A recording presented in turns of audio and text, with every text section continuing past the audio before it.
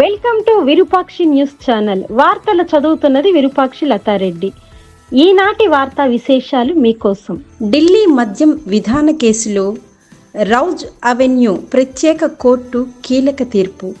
మాజీ సీఎం అరవింద్ కేజ్రీవాల్, మాజీ ఉప ముఖ్యమంత్రి మనీష్ సిసోడియా, తెలంగాణ జాగృతి అధ్యక్షురాలు కల్వకుంట్ల కవిత సహా 23 మందికి విముక్తి.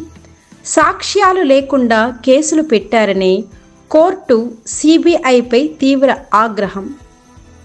కవిత రాజకీయ కక్షతోనే కేసులో ఇరికించారు, చివరకు సత్యమే గెలిచిందన్నారు.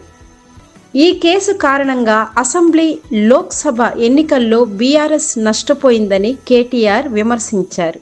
ఢిల్లీ మద్యం విధాన రూపకల్పనలో అవినీతి జరిగిందనే ఆరోపణలపై కేసు నమోదు అయినప్పటికీ కోర్టు స్పష్టమైన ఆధారాలు లేవని పేర్కొంది. సిబిఐ సమర్పించిన ఛార్జిషీట్లు లోపాలు ఉన్నాయని, సాక్షుల వాంగ్మూలాలు కూడా ఆరోపణలకు సరిపోలలేదని న్యాయస్థానం ఈ సందర్భంగా స్పష్టం చేసింది. కేజ్రీవాల్ విపరీతమైన భావోద్వేగానికి లోనై సత్యమే ఎప్పటికైనా గెలుస్తుందని, దేవుడు మన వెంట ఉన్నాడని అన్నారు. 165 రోజులు జైలులోనే గడిపాను, కానీ న్యాయ వ్యవస్థపై పెట్టుకున్న నమ్మకం గెలిచిందని కవిత వ్యాఖ్యానించారు.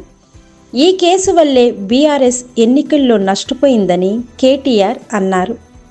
దీనికి కవిత ప్రతిస్పందిస్తూ, బీఆర్ఎస్ ఓటమికి నేను కారణం కానే కాదు, పార్టీ లోపాలే కారణమని స్పష్టం వ్యక్తం చేశారు.